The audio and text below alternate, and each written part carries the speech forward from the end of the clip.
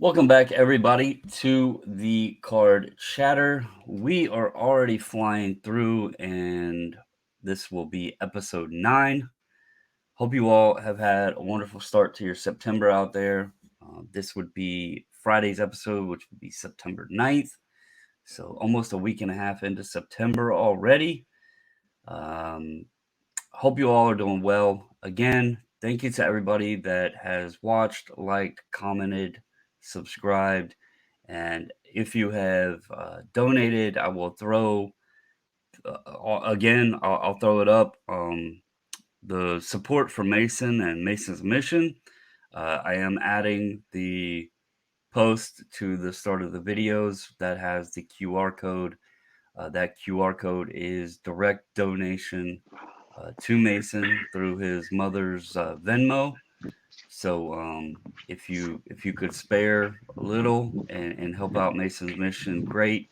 If not, and you haven't already, hit the subscribe button, and me and Refractor Jones will be sure to pitch in on your behalf. How are you doing, sir? Great, sir. Bright and early in the morning. Yeah, those that don't know, I'm on the East Coast, and he is over in the West Coast Left timing. coast, So we have as I to like to call it, the far left. yeah, we have to coordinate this 3 hours apart, so it does get a bit uh, challenging at times. He winds up waking up really early to do this. So if y'all ever hear him snoring, I do apologize. I will try to keep the show rolling. But anyway, Who? Wait a minute. Who told on me? Somebody told on me at the house, didn't they? well, hey, what stayed in that room, what happened in that room stayed in that room. There was four Uh, of y'all in there. yeah. So I'm just gonna put it out there. Snitches get stitches. So you guys better not be. Hey. I'm not involved in that. Again, there was a little bit of stories that were shared, but Yeah. hey. Somebody ratted me out. Like I told you, I have not slept so good. Since the national. The national was he always great. It was just great for me. yeah, those, if you listen, I know JJ listens because he comments. I don't know if Scott or Damien take part into our chatter, but yeah, I will say on behalf of Refractor, he did admit that the best sleep he's had in a very long time was at the National with you guys. So uh, you can take pride in that. And I'm sure JJ will have an amazing comment because you and him shared a bunk, actually. So he may even Yeah. take credit for that. Yeah, I But made sure my back was up against the wall. anyway, speaking of the National, there's a couple topics here today that we want to go over. I'm going to tie two topics off of our list that going to tie in together. Uh, I don't know what that is, but It's a package. he's showing me a package here, but I'm not sure You what's can't. You inside. We can't. got mail day on this end of the stream. Yeah, yeah. You can't. Um, You can't see who it's from. no, I can't see. I can see your name, but I can't No. see who it's from. Oh man. Um, Let me see. oh, Team Mason. Yeah. There you go. There you go. Yeah. I Yeah. actually have a package from Mason's dad as well.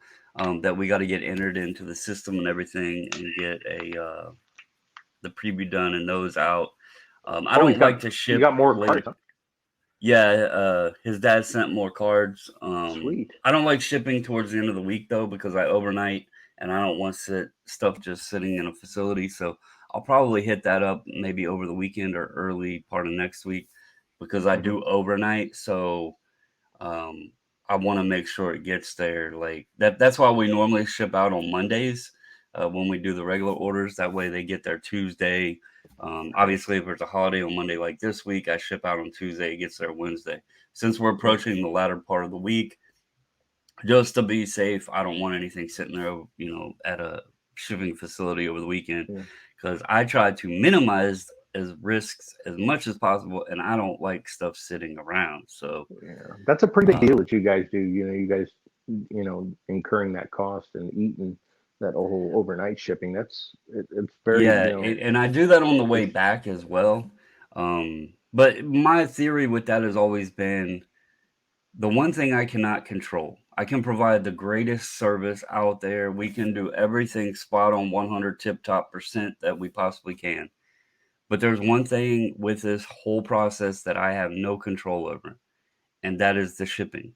Once I hmm hand that package off, it's out of my hands and it scares the crap out of me, honestly. yeah, I yeah, hate the shipping. And I know nothing I do can eliminate risk. sure. You'll never 100% eliminate the risk. But the hmm only thing I've found to minimize the risk to its fullest potential is overnight it. Because then hmm point A to point B, it should be there the quickest time possible. And, barring any weather or delays or anything like that, point A to point B, it's like the quickest route. So that's why I do So it. so now Sometimes you got so to now you pay. can so now you can see why I opt to to do show grading only, because Yeah. I just Yep. I can't sleep at night, and I'm not going to feel good knowing that my cards are traveling through the mail system. Anything can happen. Yep, exactly. And it's the one part, again, we hmm we try to do the absolute best we can with every step of the process. But in terms of what I can't control, that's the shipping. And I've always just felt, I can't eliminate it. I cannot 100% eliminate the risk, but I can minimize it. And that's why we pay up for the overnight. Plus, it does help out the folks getting their cards back quicker. Right now, with hmm this 3 to 5 day turnaround, it honestly doesn't like the time down and time back. It's funny because I hear these people, oh, we offer the fastest service because we drop them off. Well, guys, me overnighting them, the cards are normally there by 10:30 in the morning. I'm essentially dropping them off. It's Right. it's just another guy wearing, a delivery outfit and not me personally. But I mean, Yeah. legit, like when I ship them overnight, they're normally at SGC's office by 10:30 the next morning. So, that always cracks me. I don't get into that little contest of who's doing what better. I just let the folks themselves speak on the service we provide, and that's all I can do at the end of the day. But Yeah, that's good. I so definitely had to highlight that, because in my opinion, that's a big deal. I mean, because it you're eating does, that cost. yeah, it is costly, but I've sometimes you have to look at it, you get what you pay for, you know. You got that right. So all right, the topic I'd like to kind of the two that I want to tie in here. We touched on the national last episode, and how the people were a very, the most important part of that show. We've spoken on it before. We're just over a month removed now from the national being over. There's some stuff I've talked with some other folks about. We discussed it a little bit, with sponsors as far as YouTube sponsorships and all that stuff going on. But let's tie this and just look at it more so because I do think the hobby in general is becoming very corporate focused. um, we're seeing it more and more and more where there's a lot of corporate talk, and I don't know if this is because of the fanatic shift or the boom opened up doors for many people starting new businesses or what have you, but it's been a lot of corporate focus. And so I want to touch on, and we're going to tie these in together. Um, but the first and foremost thing, are corporate sponsors important to your hobby show experience? Hmm. Not me. For me, I have no. They don't bring any value to me. Well, I shouldn't say that, because they do. Because sometimes when they're doing rapper redemptions, or if Tops is you know going to throw out a promo refractor or something like that, then yeah, it's of value to me. Otherwise, it really isn't. And back, let's call it the old days. in the 80s and the early 90s, all corporate sponsorship was basically, in one area. They tended to try to keep everything pushed to one aisle and one zone just to try to keep them in a certain area. So that's why you had the whole floor. Cleveland was one of my is always been one of my favorite shows because the way they always set up the the convention center there. They always had the corporate sponsors pushed off to one end, and the rest of the tables and everything else was pretty much streamlined. So you knew exactly you weren't going to run into an upper deck booth, you weren't going to run into a panini booth, you weren't going to run into all kinds of roadblocks. Is basically what it is. Because every time you're trying to go down an aisle or something, you've got a roadblock and you've got 50 to 100 people conveyed in one little spot, and that's creating a traffic jam. That's why I'm not a fan of the corporate sponsorship being on the. It could be on the same floor. It just needs to be away the way it used to be. So, and one thing I noticed, and I've actually spoken about this in other, whether I was on with other folks or on my own channel.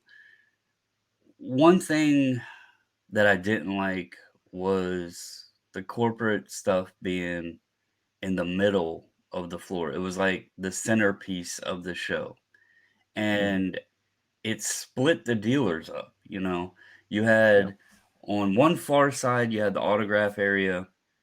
On the other far side, you had the breaker pavilion, and then you had a small section of dealers, and then you had corporate, and then you had another small section of dealers. And I understand folks if they're there and they want to do, the corporate stuff and there was stuff being given away and everything. Personally, I learned a major lesson this year. The VIP packages are not all what they're cracked up to be. Me and the missus both got the most expensive VIP package you could get, Yeah. and I was actually pretty ticked off because they were handing out most of the stuff to the general public, and I'm like, why did I Yep. spend so much extra? The Yeah. autograph guests, they were nobody I had any interest in. My Yep. other feeling to this is, and maybe just on my behalf, but we did partake in some, like the Zero Cool thing. My daughter likes the Stranger Things stuff. I wish we had kind of knew about that earlier to try to get more of those cards to work towards the set because those cards are selling for so much money. I don't know that I'll be able to complete that set. But at the same time, the day that me and the missus did partake in it, there was like 6 hours, 4 to 6 hours of the day spent waiting in a line, Hmm. and I'm thinking, well, I just paid tickets to come in here to the show, and then we were tied to a line, and granted, I stood in line, the first time, and then she stood in line the second time. But that's what a lot of it is with the corporate stuff, is you wind up just it's like paying to go to Disney World and riding one ride that day because you waited in line all day. Yep. It's like, is that the only ride you went there for? You didn't get to see any of the other attractions. Um, so to me personally, I enjoy walking around the show floor, looking at the stuff the dealers had. If you went to the Heritage booth and you wanted to see the mantle and that sort of thing, great. That's part of the show, and they had a presence there. Hmm. you know but overall, I wish that they did have their own area, separate from the dealers. Allow the Yeah. dealers their space. Don't split them up. uh and don't like, I felt like the corporate was the majority of the show floor. It was almost like it was, again, Yeah. it felt like a small area of dealers, big, huge corporate space, and then another small area of show dealers. And maybe that was Yeah. just, the way I felt. Um, and You again, know, they have it a purpose, but go it was ahead. funny because on Tuesday, when because I was there during setup when everything was getting set up, and the music, and I'm not like trying to date myself or anything here, but I guess I will. but the music was so loud that it Mm-hmm. was hard. It was so hard to actually have a conversation with anybody in that direct vicinity where, wherever it was at.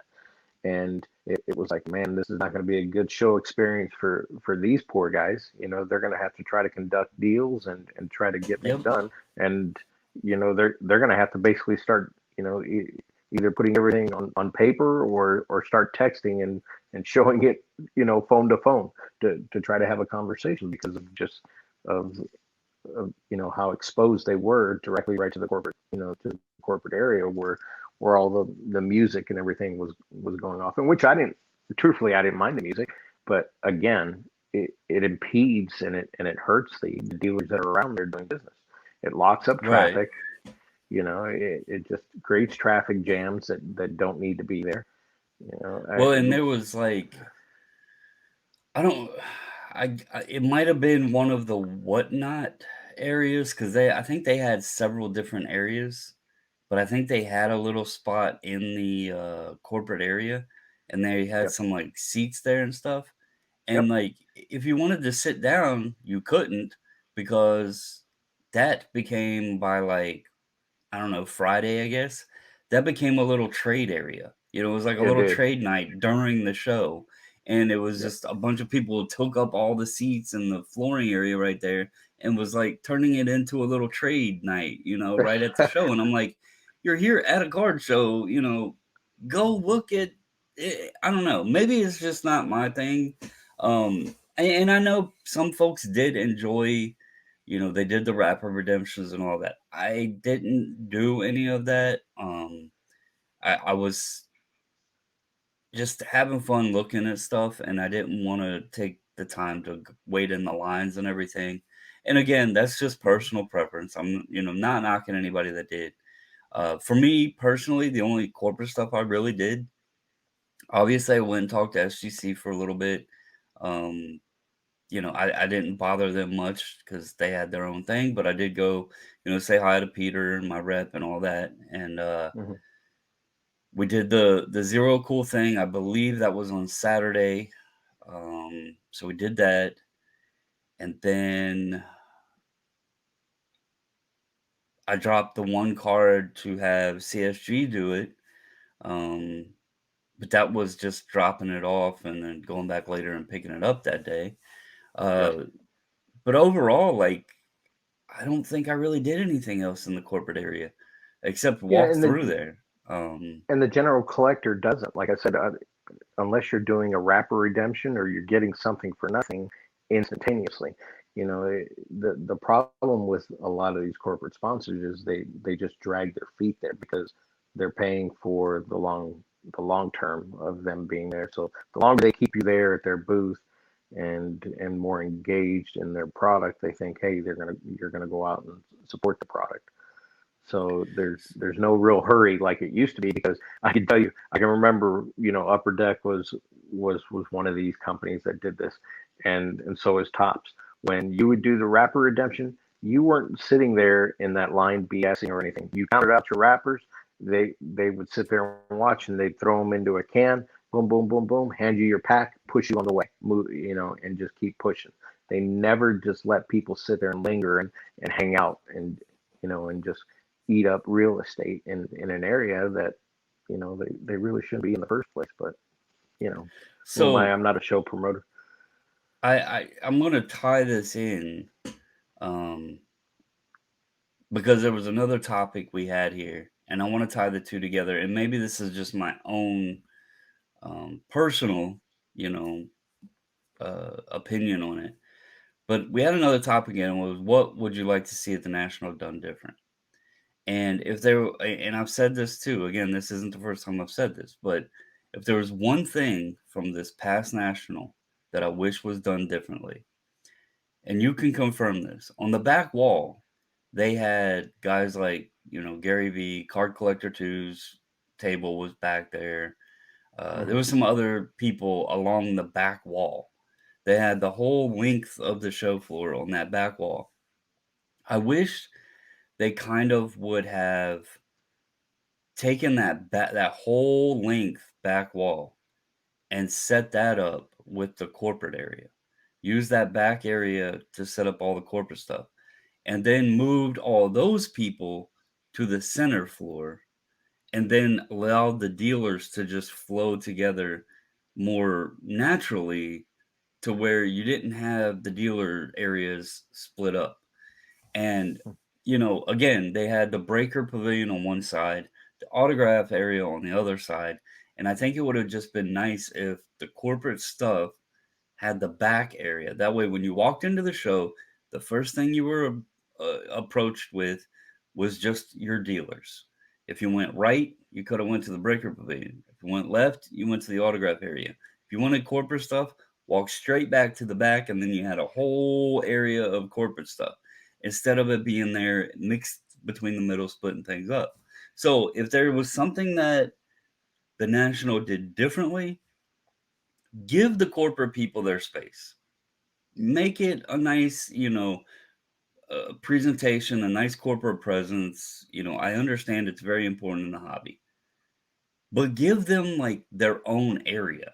Don't split them and mix them amongst the dealers because, quite honestly, I don't think it was fair to the dealers. Well, Eh, it isn't. The real big problem here, you know, is let me try to figure out the right framework. Okay, look, here it is. This is the perfect word for it. Location, location, location. It's the way they set up, the corporate sponsors, because they throw so much money into the show itself to be an exhibitor there, which, is 10 to 20 times what anyone else would ever throw in there. They want to be, front and center. They want to be right where the action is. So they need to be exactly where everything goes on. And unfortunately, that puts them right in the middle of us.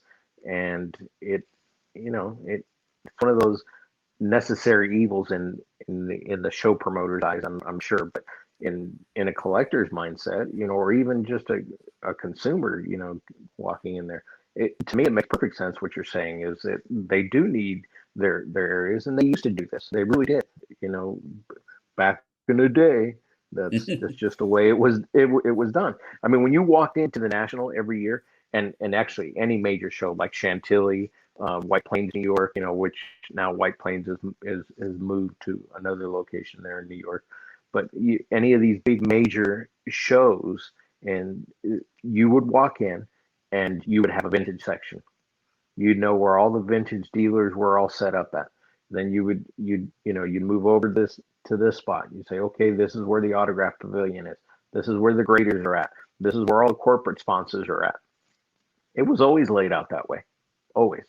But now, with the influx of big money coming in, I'm sure, again, they're screaming location, location, location. We want to be right in the center. We want to be right in the action where everybody has to walk by our booth to get through to get to another table.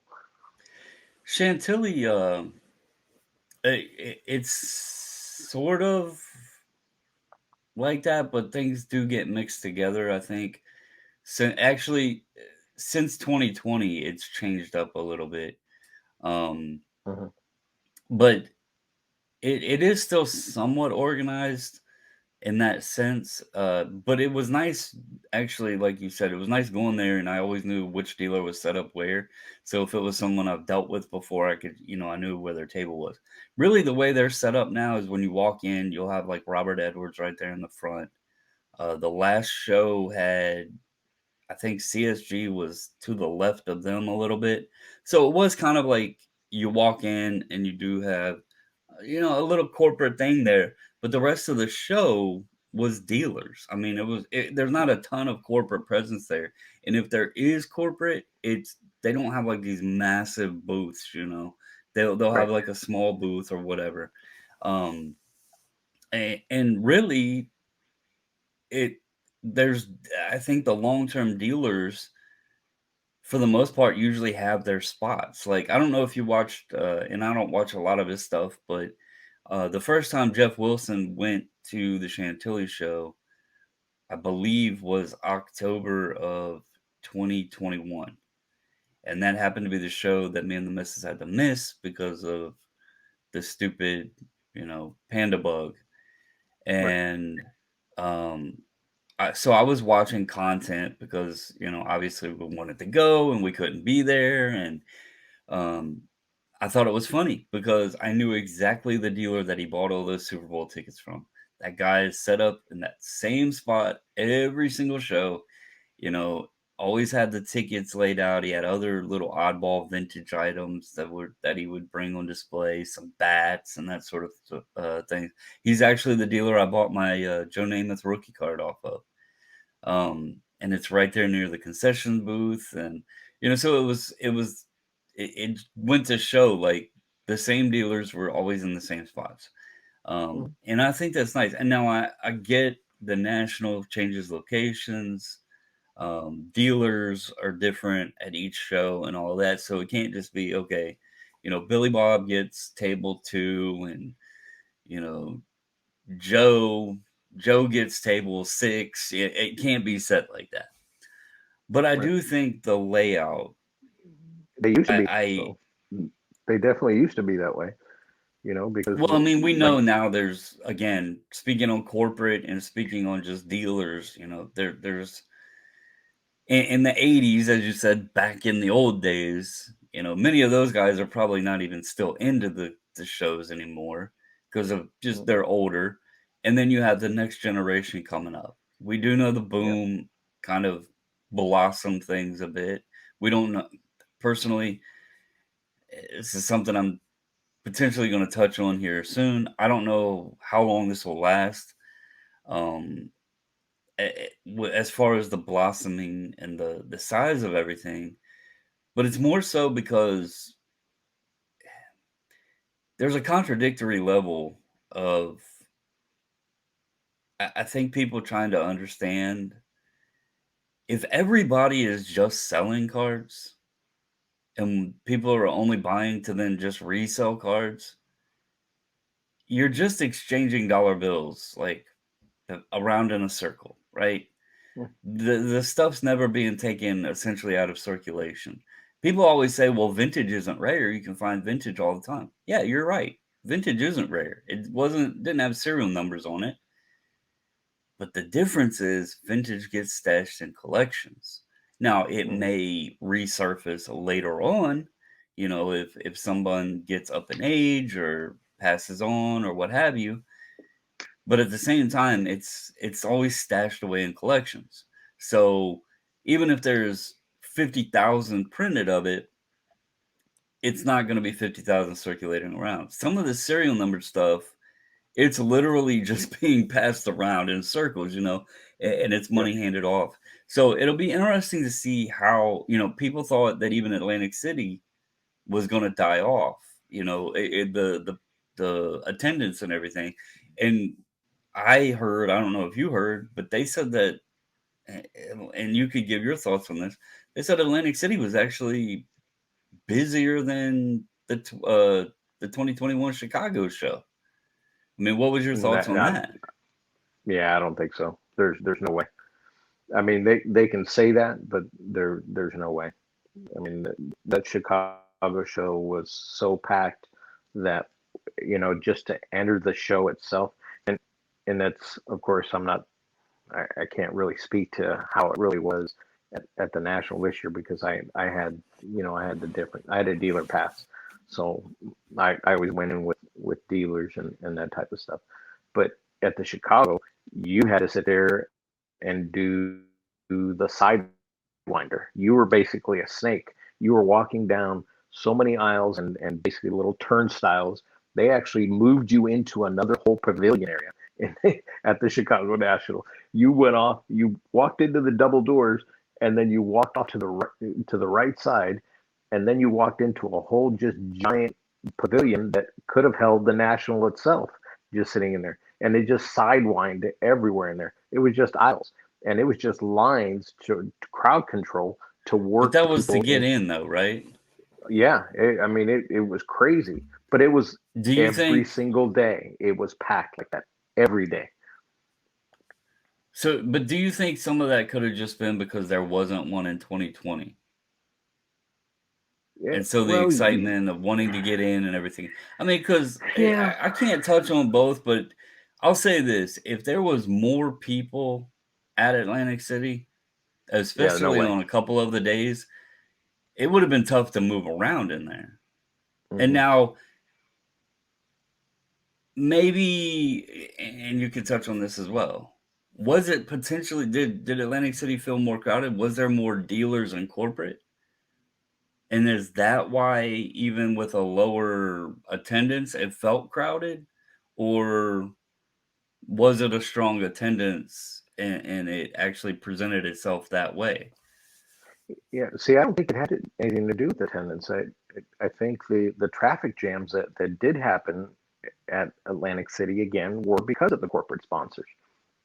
When you're so big and you're thrown right in the middle of everything, everybody's just stopping and congregating and hanging out there and not continuously flowing, then of course you're going to create traffic jams.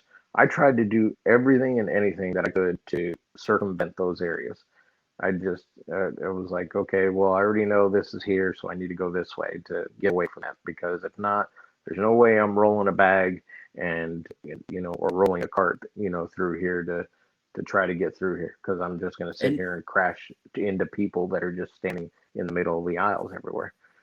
and to be more clear with everyone listening, if you don't already know, Refractor was kind of tied to a couple tables for most of the show. So it wasn't like he was always walking around the show floor. He was kind of like buried in boxes, so to speak. Um, But I but yeah, did. you I hit every aisle. I went, I saw every table. I did get to see everything. But for me, I did it even before the doors opened, before the crowds got there. Because if I didn't, I already knew what I was going to run into. I was going to run into poles sitting everywhere in aisles, and the poles being people just standing in the middle of everywhere. So it just made no sense to you me. know, That's why, Damien, JJ, and myself, we were there early, every day, and it was easy because I could run around and hit all the booths and not have that giant crowd sitting on top of you or anything like that.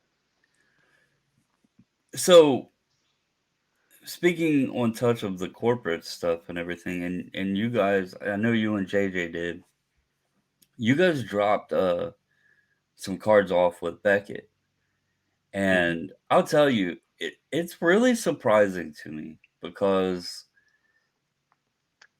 looking at, the creator content and that sort of stuff out there, most of the time the only time Beckett is even mentioned is when people are asking what the heck is going on with Beckett, right?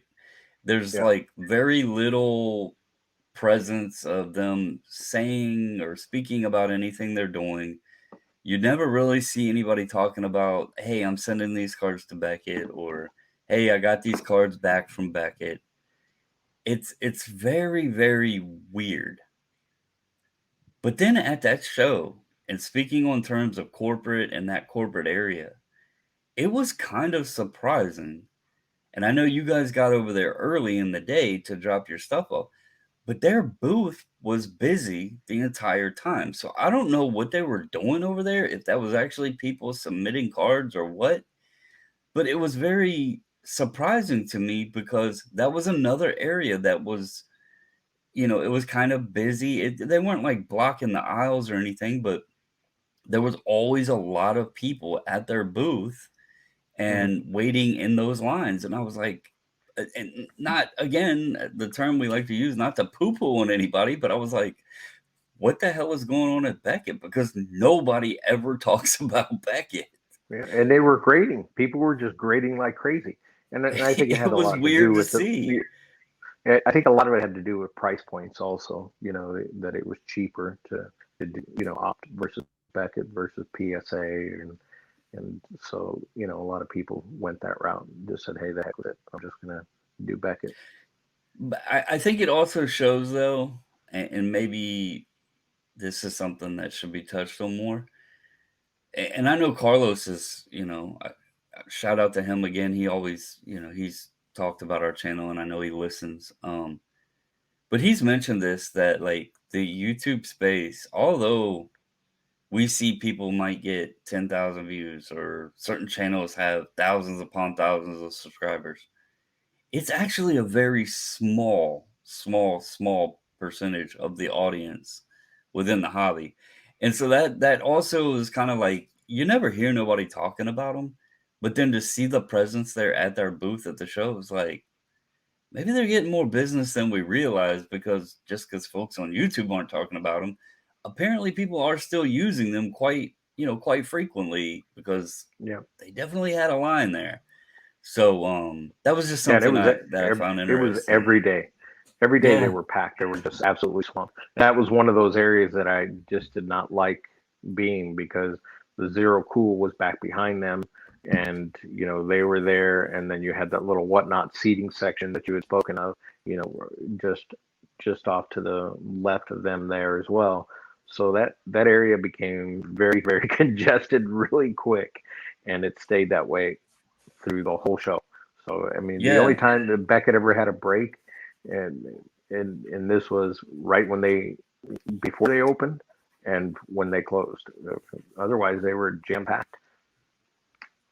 So I gave, we've been talking about the corporate thing, and I tied it in with what I would like to see different at the National. That's my own personal opinion, just from the Atlantic City experience, and I kind of tied those two together. What would you personally, and you've been to, what you were at the first one when they were doing advertising with Moses chiseled it out on slate when he was doing the commandments and everything. Look, So 80, you've seen 85, 85, pretty not close. It was like, yeah, yeah, not Anyway, 45 to 85. either way, right? It's been a long time. So you've seen the show progress. You've seen it Mhm. grow over time. You've seen changes being made. We obviously got the scheduling through 2025. It's going to be in Chicago, and then it's going to Cleveland, and then back to Chicago, obviously. If it continued the rotation, that would put Atlantic City next in line, but folks are speculating that a new location may arise, or what have you. So that's to be determined. They gave us the next 3 years. Um, the location is always a topic that's brought up, but as someone who's been to the shows since they were small and now it's to a larger scale, you've been to shows where they went to many different locations. What would you say? And we can go based on current state of the hobby, or we can go based on even pre-Panda mode, because obviously there's only been two shows so far since this state of the hobby has gotten to where it's at. Yeah. Before then, things were obviously totally different. So where we are today, and where you've seen from the past, and then the past 2 years, what would you like to see different? Or what would you have as a suggestion of change, or, what have you? I okay, so I'm going to be biased. Of course, I would like to see the national on the West Coast. I miss not going to Anaheim and going to a national in California. National in California was a great show. I mean, and a lot of people had different avenues to do other things. You can bring your whole family there, and they're going to Disney World. I mean Disneyland. They're gonna go to Knott's Berry Farm. They're gonna go to the beach.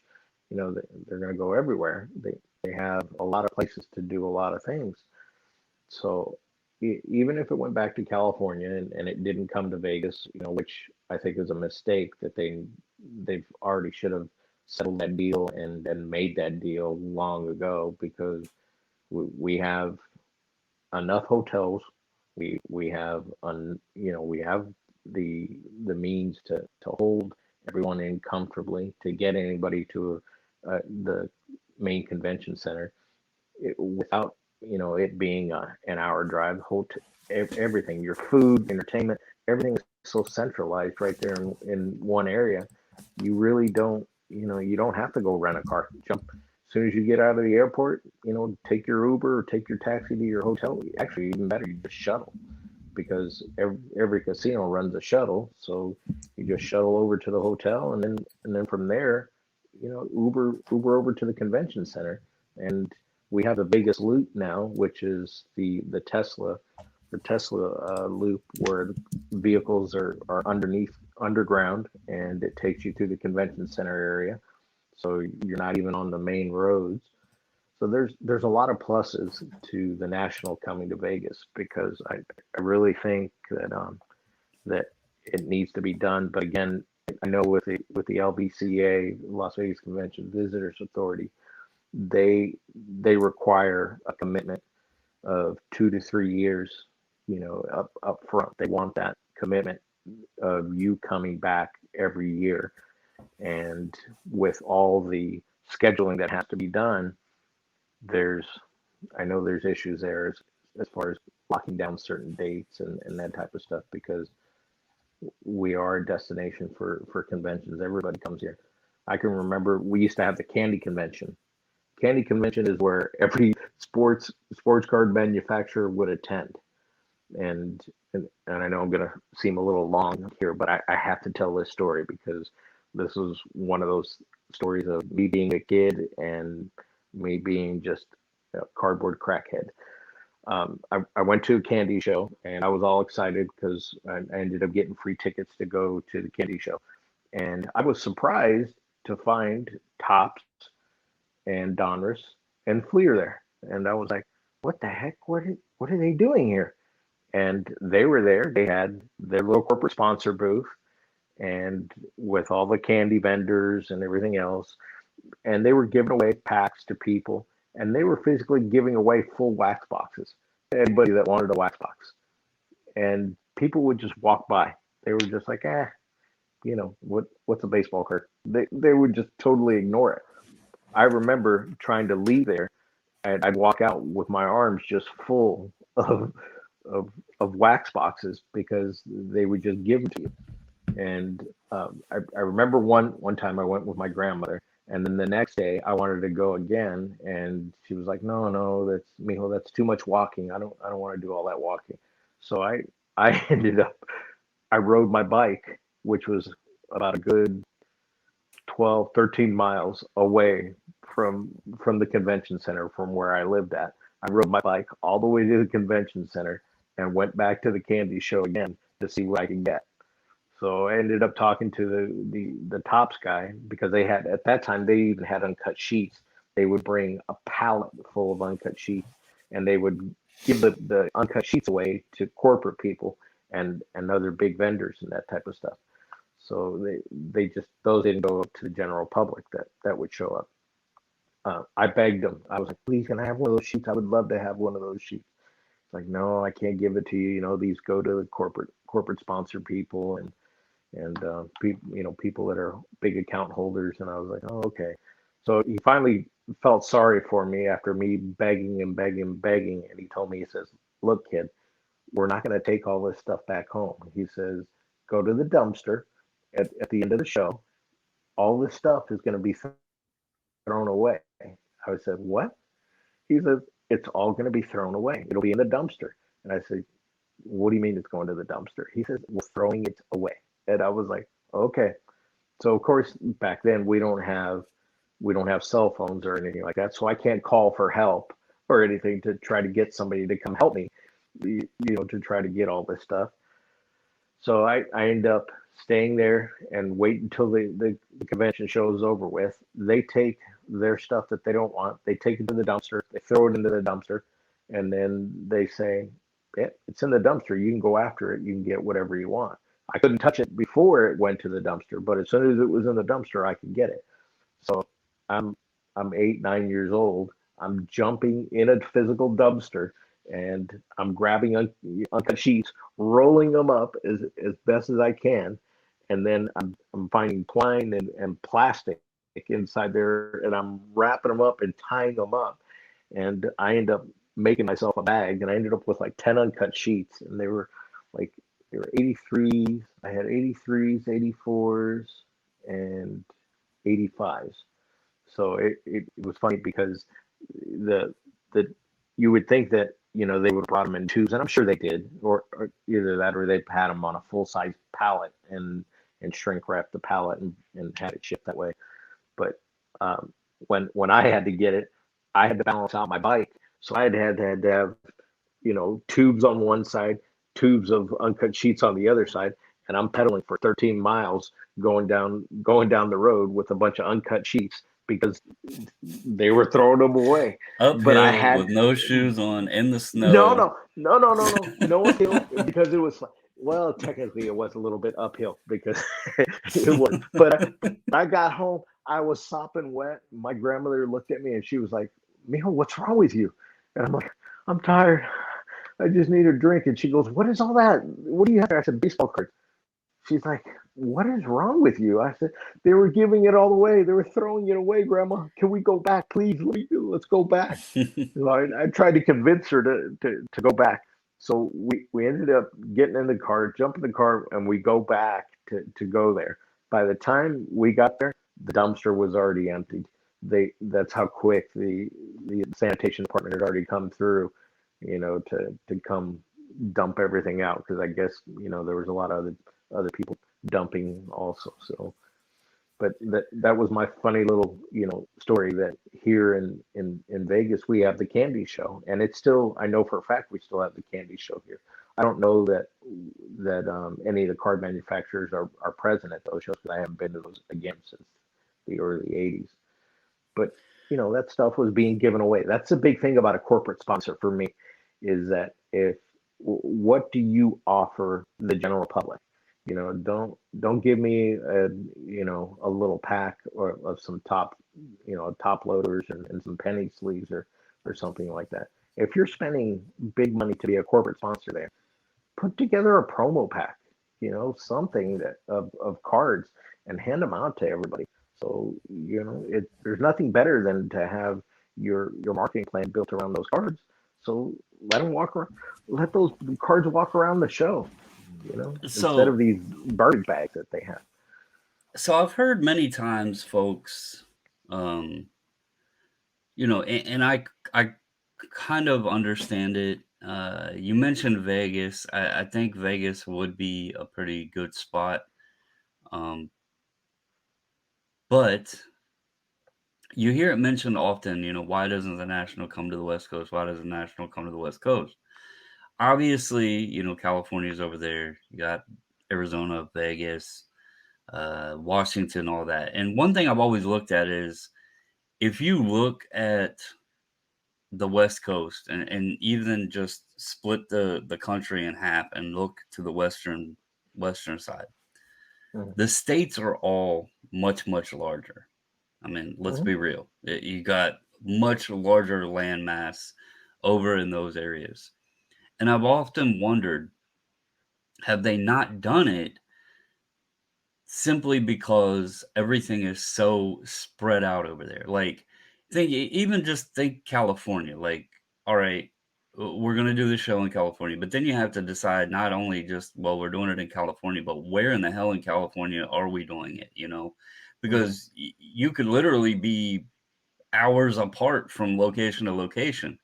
Yeah. If you decide to do it in Northern Cali, well, then someone in Southern Cali would say, well, we're, 4 hours away, we're not going, and vice Yeah. versa. So, With traffic 8.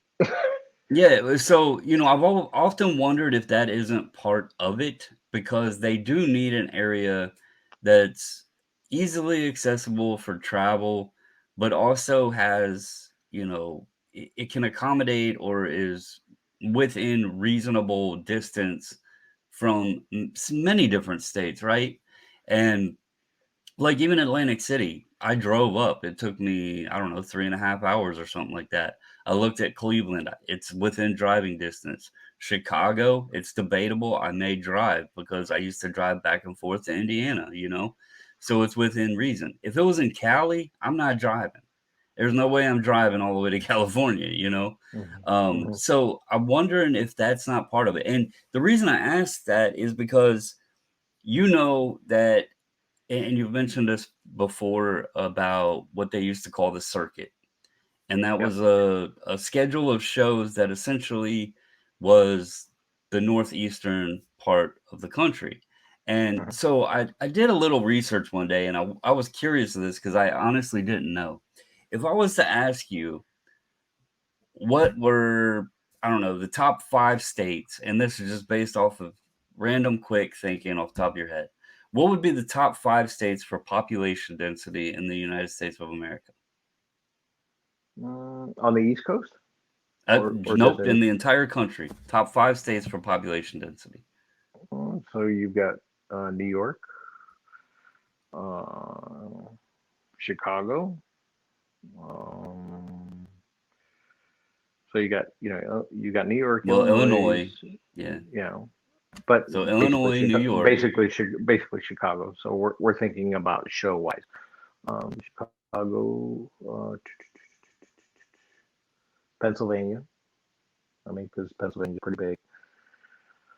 Uh, and most of the shows are in Pennsylvania are either just west of Pittsburgh and Coriopolis, and East Coast, further East Coast So would I'm be going to just stop you Philadelphia. there because you're already 0 for 3. What? We said top 5. You're already 0 for 3. Really? So Well, I know. Hold on, wait. I know the majority of the population is on the East Coast, so exactly. that also comes into play.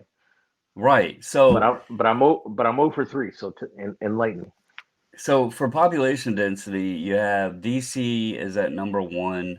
Then you have Jersey, Rhode Island, Massachusetts, Connecticut, Maryland, Delaware, New York, Florida, Pennsylvania, Ohio, then California, and then Illinois, Hawaii, Virginia, North Carolina. So if you notice this population density, it's stacked with East Coast and especially upper northern, northern East Coast states, right? Now I get it. Okay. They're smaller states, and so that's gonna play into effect. But that's Hmm. also a point to make because now, even putting the show in Cleveland, you're appealing to what, a dozen different states. You don't just have, you slap a show in the state of California, you could fit like a dozen states in the size of California. So rather than just appealing to Californians, you're now appealing to a dozen different states of folks attending a show, right? So it's Sure. just interesting to think about when you look at the location like that. And I know the folks on the West Coast probably think, well, it's not fair. We don't ever get a show. Um, I again, I heard Burbank was a great show. I know y'all have the Vegas show. Isn't the Mint Collective and all of that is over there? Hmm. Um, But Denver see, just had a the show. the Mint Collective is not, a big. It's not a big exhibitor show. It's more of a It's corporate. yeah. It's corporate, and I hope that this year that they're going to change that a little bit. I'm sure David's going to end up doing some different things from this year versus last year and stuff. So, and I hope to be a part of it again. I had a great time there and stuff doing things for kids. And I hope we can build something bigger this year for the Mint Collective this year for as far as kids exposure. But the tables there weren't a whole lot, for if you were going there for a card show, you probably would have been disappointed. There just wasn't enough, and it was kind of a small area, for the cards. But overall, I mean, it was great. And for me, like I said, I wasn't there to do the card thing anyway. I was there for kids, and we did kids breaks, and thank you to David again because he provided all the cards, and we had a great time and gave away a ton of cards to kids that actually did show up. Which he actually gave me tickets, so he gave me a bunch of free tickets, and I took them to my old junior high, went to my high school, and I even went to my elementary school and here in Vegas, and I handed out free tickets to actually show up. So they definitely tried to do more of a card show feel, and hopefully this year it'll be bigger. We have a pretty big show coming up in October that's going to have about 300 tables, and that'll be a nice show. It'll be the second time that it's taking place. So I mean, we do have a show here and there that tends to be nice, but again, the majority of the shows that have volume tend to be on the East Coast. They just the Right. population's bigger. And should maybe and maybe this would be the best way, and maybe they look at it as the future. But we know Chicago is a generally easy place to travel into. Obviously, the show floor or the center can hold capacity, can hold an audience. It's kind of centralized in the U.S. Maybe maybe they just with as many shows coming around. I mean, you have a lot of regional shows now. Obviously, Chantilly. There's the Philly show. You have the Culture Collision in Atlanta. Dallas has its show. There's the Shipshawana. There's the Midwest Monster, which I believe are both over in Indiana. Vegas has a show. Like I said, Denver just had a show. Burbank's starting their show up. Um, Trying to think of all of the others I hear about. There's shows in Florida a lot, it seems like. So there's a lot of regional shows. Could the national just become maybe a show that picks a spot and it's just like, okay, this is the home for the national. We're going to do this once a year. We're going to put it in a space that's convenient to both East and West, which Chicago would likely be the spot. Or Mhm. maybe St. Louis. St. Louis is kind of right there in the middle of the country. Maybe they could find a Yeah, spot in St. Louis. But then you also have stuff for, as you mentioned, if you want to come in and not just go to the card show, there's other things to attend and do. Um, Atlantic City doesn't really offer that. I think that's a downfall to it. I thought the convention center was nice. Everything else was eh. Um, yeah, yeah, yeah. but it, Well, if they wait till Cleveland. Cleveland, you're going to say, because you're going to be like, dang, it takes us 20 minutes to get from our hotel to, to the convention center because there are no yeah, I've hotels that heard are that right there. about the Cleveland thing. Yeah, But I yeah, I mean, mean, it's maybe that's something they could look at is just finding a home instead mhm. of, bouncing it around. Maybe the best thing is to give it a home and, just keep it there and do a poll, I so, yeah, I wouldn't be opposed if it's staying in Chicago. I mean, because it's basically halfway. It gives both sides of the country, and right, and the even keel to travel to. Plus, Illinois, Chicago is a major hub, so basically going to get exactly. every airline traveling there. So that's another Eh, plus. well, and Cheaper if price folks on don't the want to tickets. fly, if they don't want to fly, it's also, I believe, the one of the most popular areas for trains. Yep. I think any Amtrak you take probably can go to Chicago fairly easily. If you want to drive, you have an easy interstate network to get there to Chicago. I know for me Mhm. personally, I could jump on I-70 and take it all the way over and hit I-65 and take it straight up to Chicago. Obviously living in Indiana, I'm very familiar with that. 70 would take me right into Indianapolis, and then I could jump on 65 and shoot straight up to straight up north. So it's just How long something will I've it thought take you? about. What's that? How long will it take you on driving? To Chicago itself, I'm not sure. Indiana is about 10 hours. Okay. Because for me, So it's it's not it's a day and crazy long. it's a day and a half for me. So it's about 19 hours. Yeah, it took me, depending on how much I would stop, it would take me between 10 and 12 hours to get from here to Indiana. And Mhm. I was just south of Indianapolis when I lived over there. And so, Chicago probably isn't going to add on too much time. Um, but yeah, that's why I said it's probably an hour and a half flight and 10-hour, drive. So it's just a Yeah. matter of which route I wanted to go with that for travel purposes. I think going to the show, having the ability to drive is nice because then I can take as much as I want and I don't have to worry about how much I'm buying there. I know, you ship stuff back and everything, but look at how Yeah, that much you was had to crazy. carry back with you. So, Oh man, that um, was murder. That was just yeah, murder. so I can know how much I need to take with me and how much while I'm at the show I can buy whatever. Um, but yeah, I mean, I'm not opposed to it having a home or a centralized location. I understand the need because California does have a large population. You got some popular states over there.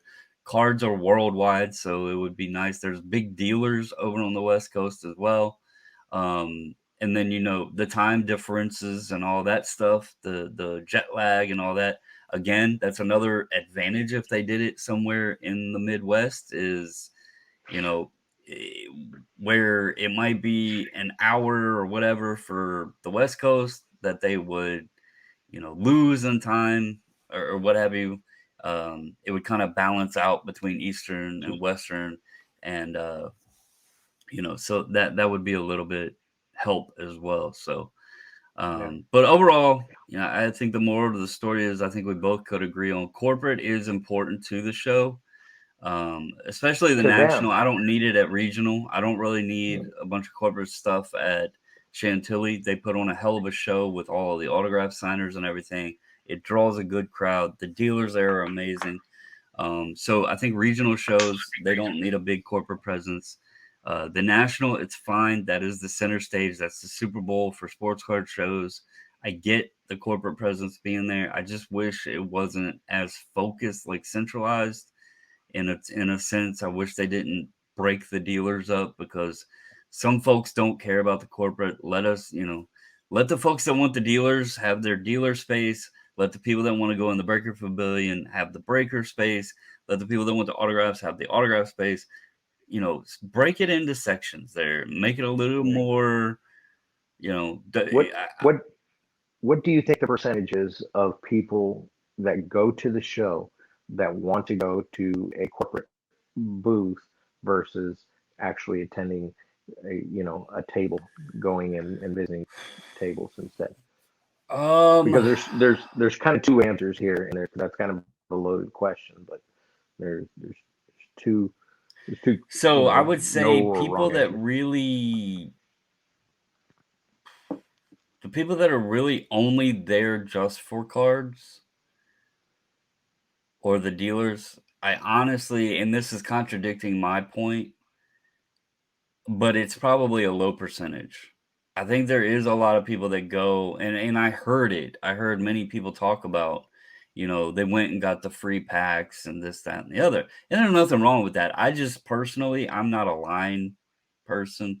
I I don't like standing in line. I'm the guy that'll park and get out and go into a fast food restaurant if the drive-through line's too long, just because I don't want to sit there in line. I will get out Mm, and go in if I know I can get in and out quicker. I'm the guy that I don't need if the self-checkout line is back to the clothing section in Walmart, I'm not going to stand there just so I can think mentally that I'm checking out quicker. I'll go find the cashier at a register and let them check me out because I know it's not going to take as long. So I'm not a line person.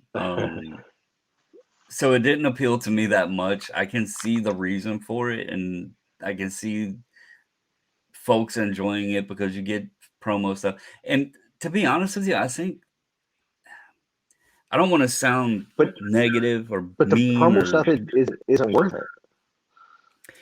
the thing is people sell it. And I think that's the Yeah, biggest appeal to it. And yeah. that's You get again something why for nothing. yeah, you're getting something free, you can sell it, make, $20 or whatever off of it. And I'm not again trying to say there's anything wrong with that if that's what folks want to do. I just don't want to waste, I paid to get in that show and those tickets weren't cheap. And I knew that the days were going to fly by. I knew the time up there was going to fly by. I knew it. We wait forever to get for the national to get here and then, blink of an eye it's over. Um I didn't want to spend my time just waiting in line to get a free, pack of cards or what have you. Um but again, everybody's different, and just because it doesn't appeal to me doesn't mean that it doesn't appeal to the next guy. So I'm not saying it's wrong. I'm Yeah. just saying me personally, and that's why this topic and this question was, you know, is our corporate sponsors important to our hobby show experience? For me, No, no. no, I no. understand why they're there. I understand they're important to others. But for me personally, I think there's enough corporate advertising out in the space, whether it's YouTube content creators being sponsored by them or talking about what this company's doing or this company's doing or that company's doing, what have you. We see, let's be honest, corporate used to advertise and Beckett and Tough Stuff and all of that.